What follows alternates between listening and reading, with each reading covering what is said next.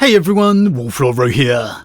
Today we discuss how Magnus the Red feels about every one of his brother Primarchs.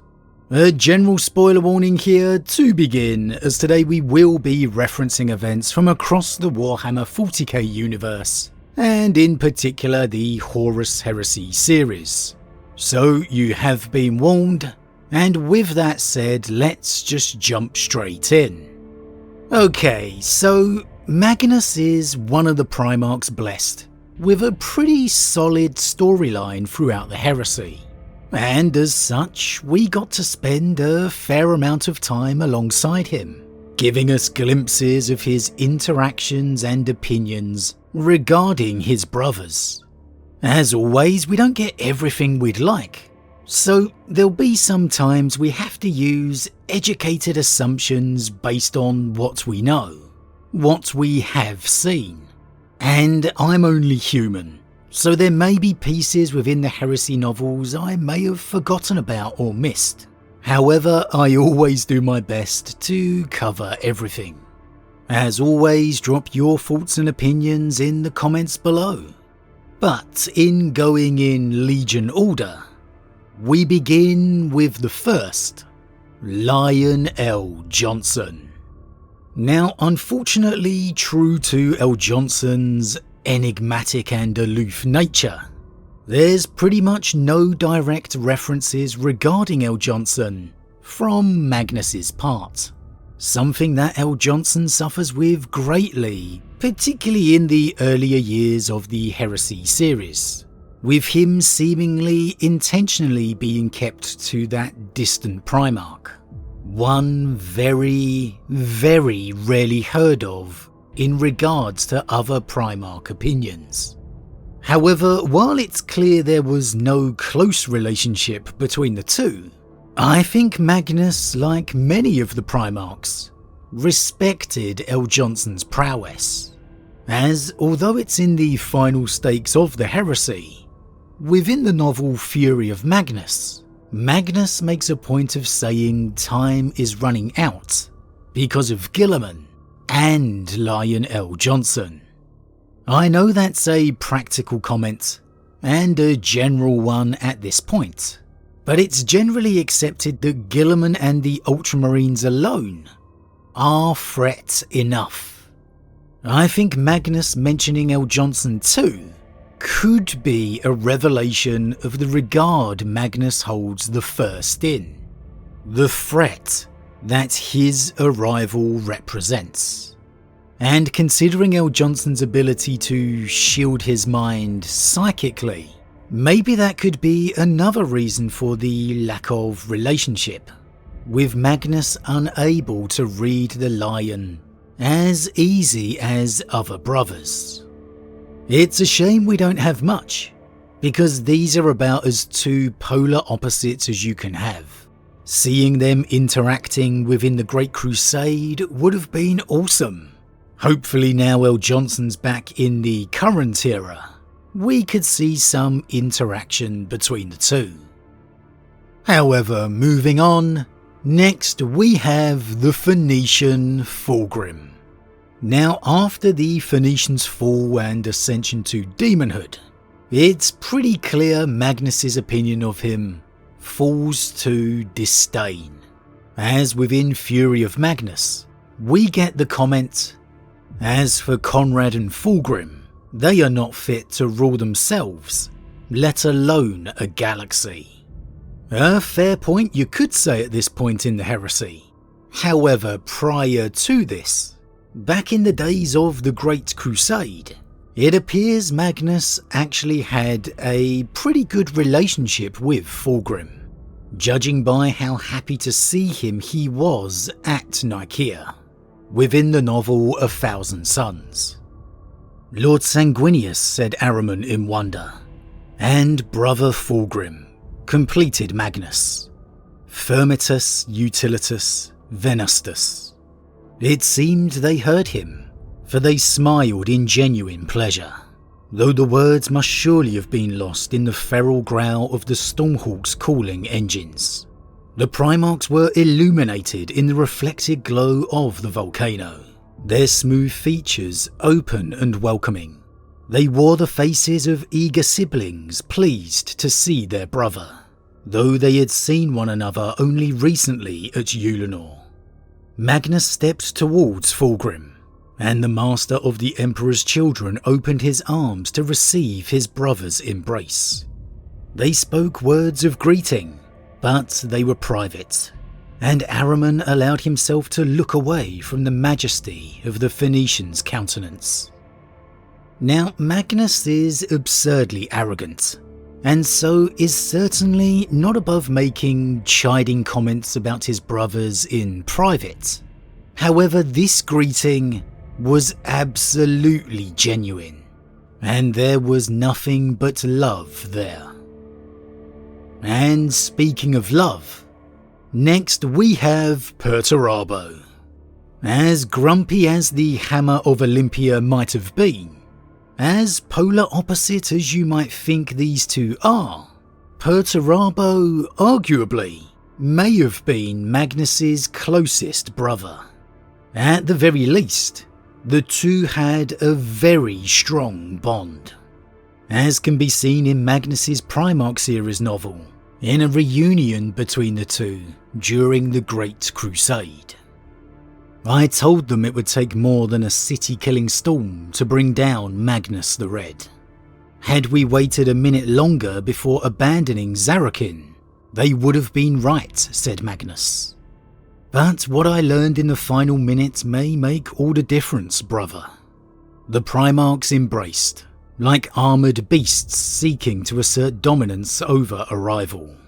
They came apart, and a father saw no rivalry, only shared brotherhood. Brother, that word again. The Primarchs were so different in aspect and power, so diametrically opposed it seemed lunacy to imagine them springing from the same genetic root. But to look deeper was to see a shared passion for artistry and hidden knowledge, a love of beauty and the art of rendering wonders. Throughout the entire novel, we see a genuine fondness between the two, one that lasts even through the pressure and stress of the heresy, with Perturabo sparing time from commanding the assault on the Imperial Palace itself to speak with Magnus, within the novel Fury of Magnus. Before Magnus could speak, Perturabo said, "I'm busy, brother." Brusqueness was nothing new to the Lord of Iron, and Magnus was not offended. After the failures of Saturnine and Colossi, the pressure bearing down on Perturabo from the War Master was immense, and only increasing. I do not doubt it, but I would beg a moment of your time. I would deny any of our other brothers, said Perturabo, stepping down from his throne. But for you, I will spare that moment. And then later, when Magnus is offered the chance of redemption within the throne room by the Emperor, he makes an appeal for his brother Perturabo, claiming that he is not lost to the corruption. So yeah, it's undoubted. The two of them were firm brothers, and the very best of friends. Moving on, next, we have Jaghatai Khan. And another strong relationship for Magnus the Red here. The two of them firm allies in support for the Librarius. They had many meetings and interactions throughout their history. Indeed, as we saw within the novel Scars, upon hearing of Prospero's devastation, Jaghatai refused to act in the heresy, to choose a side, until finding out the truth of what had happened. Magnus, he brooded, staring into the flames. My good friend. And the feeling was clearly entirely mutual, with Magnus greeting Jaghatai warmly at the Ulanor summit. Greetings, brother, Magnus had said, grinning across his strange ruddy face. Striding down from his lander, with his cartoushed cabal in tow. "You were actually fighting here," they say. The Khan bowed. "In the system, Horus took the core world." Magnus clapped his big hand on the Khan's shoulder. "Of course he did. How are you? You look leaner than you were, if such a thing were possible." A clearly fond relationship here, and one reinforced by the greeting Jaghatai would receive upon Prospero when meeting Magnus's shard there. "Jaghatai," said Magnus, his tired voice echoing strangely. "My friend, how good to see you again." So a pretty straightforward one here. This was a solid, good friendship. No two ways about it. Moving on to the Wolf King, Leman Russ. Well, we know how this one would end. There was an undoubted tension between the brothers here, and for me, one fueled by their differences. Within 1,000 Suns, reuniting within the Great Crusade, after decades apart, we would see the two share nothing more than a handshake. Yet despite that shared heritage, there was no love lost between Magnus and Russ, the legendary brotherhood of Primarchs, so beloved of the Iterator's orations, was utterly absent. "Brother Russ," said Magnus the Red, moving past Ahriman to stand before the Wolf King. Magnus wore his horned armour of gold and leather, his feathered cloak snatched and fluttered by the wind. The two Primarchs had served in the same war for just over 6 months, and this was the first time they had met in 30 years. Ahriman wasn't sure what he had expected of two Primarchs meeting after decades apart, but it certainly wasn't this stilted display of forced friendship. Russ's wolves snarled and bared their fangs. Magnus shook his head slowly, and they stepped back, pressing close to their master's legs, with their ears pressed flat to their skulls. "Magnus," said Leman Russ, the fraternal shake perfunctory and lacking any warmth. So they clearly didn't particularly get on. However, they do share a bit of banter at each other after this, with Russ mocking Magnus's cloak and Magnus in return the Wolf King's wolf pelt. "That cloak makes you look like the enemy. It's the feathers. Or perhaps their cloaks make them look like me. Either way, I don't like it. You should get rid of it. A cloak is a liability in battle." "I could say the same of that mangy wolf pelt." "You could, but then I'd have to kill you," replied Russ. "You could try," said Magnus, "but you wouldn't succeed." "Is that what you think?" "It's what I know." Ahriman was horrified by this exchange. Then he saw the faintest smirk on Russ's lips, and a glint of mischief in his Primarch's glittering amber eye. He let out a tense breath, sensing a familiar pattern to their argumentative banter. So for all their differences here, there still clearly exists some measure of brotherhood between them. Something that would only come to ruin when Magnus spilled Space Wolf blood in his desire to protect the knowledge of the conquered world, and Russ witnessing the warp change affecting the 1,000 Suns, spawning his mistrust and calls for censure. For me, founded in Russ's sense of responsibility to protect the Emperor, his role as executioner. But even then, despite their differences and difficulties, hearing Russ called for his censure still shocked Magnus. "Russ is a superstitious savage," said Magnus dismissively, but not before Ahriman saw the shock at the Wolf King's action. And we know how it would end, but though they were never close, they were still bound as brother Primarchs, a bond that both of the Primarchs took seriously, and Russ's call for Magnus's censure clearly hurt him. However, moving on, next we have Rogal Dorn. There's not much in regards to the relationship between the two here, but we get hints that maybe explain it wasn't the best of relationships. With such different natures, it doesn't surprise me they'd be more formal than friendly. However, when not speaking to Perturabo, Magnus does reveal a respect for Rogal's talent. Rogal Dorn has worked miracles on the defences, said Ahriman. I expected no less of my brother. So clearly a respect for Rogal here, in ability if not personality. However, I think Magnus's nature made sure Rogal was not particularly fond of the Crimson King, judging by a little snippet from Rogal to Leman Russ of all people within the novel Wolfsbane, that maybe revealed the scorn that Rogal indeed held for Magnus's sorcerous way. I think you are in danger of treading the same road as Magnus, or Lorgar, cavorting with priests. So, perhaps there was a respect of the ability of each other, but there certainly wasn't much in common between the two.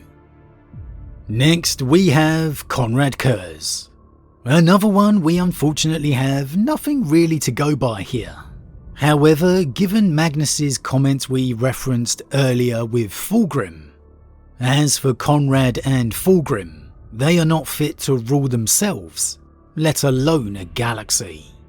Again, this was late in the siege, but let's be honest, opinions of Konrad didn't really change much at all, even with his degeneration. Most brothers always looked at him with either pity or scorn, and I think Magnus would have had both in his mind, given what we know of him. A caring soul. I can't imagine he would have condoned Konrad's brutal methods of war. And so, though we don't have much, I think with what we know of Magnus's personality, we can make a good assumption here. But now, on to the angel Sanguinius. Alongside Jaghatai, the three made up the focal support of the Librarius, and thus had a good relationship between them. Magnus greeted the angel warmly on his arrival at Nicaea alongside Fulgrim, and the two stood side by side in making their case at the council. Perhaps not the very closest of brothers, but they clearly had a good, fond relationship. And you'd expect no less of Magnus and the Angel, in the warm personalities that they were. Honestly, not much more that needs to be said here. It was a good, friendly relationship. But lastly, for part 1, the Gorgon Ferrus Manus. We know Magnus lamented the loss of Ferrus, but unfortunately with Ferrus's exit so early in the series, we never get much in the way of his relationships. Given Ferrus's dour, blunt nature, you could assume Magnus's opinion would have been similar to his one of Rogal, respectful of his ability and talent, but not finding much in common. And perhaps there's a hint of that in the novel A Thousand Suns. Ferrus Manus likened them to robots. Having heard his Primarch's tales of the Master of the Iron Hands, Ahriman suspected it was a compliment. So Magnus spoke of Ferrus to his legion, enough clearly to show some measure of respect. But also, given there was nothing more, a sign of perhaps a distance between them. Again, for me, I'd see this very much as the same as Magnus's view of Rogal. Respectful, but formal. Nothing much in common between the two. Most certainly not the person they'd seek out for a conversation if they had the option. However, that's it. That brings us to the end of part 1. As always everyone, what do you think? Any surprises in the relations and opinions of Magnus to his brothers here? What relationships would you like to see more of between Magnus and his kin? As always everyone, leave your thoughts in the comments below. A huge thank you to all my subscribers for your support. It truly means a lot to me, it really does. If you're new, please consider subscribing to help the channel grow. And if you enjoyed this particular vid, then why not drop a like on it too. But with that said, I am off, and I'll see you all again real soon.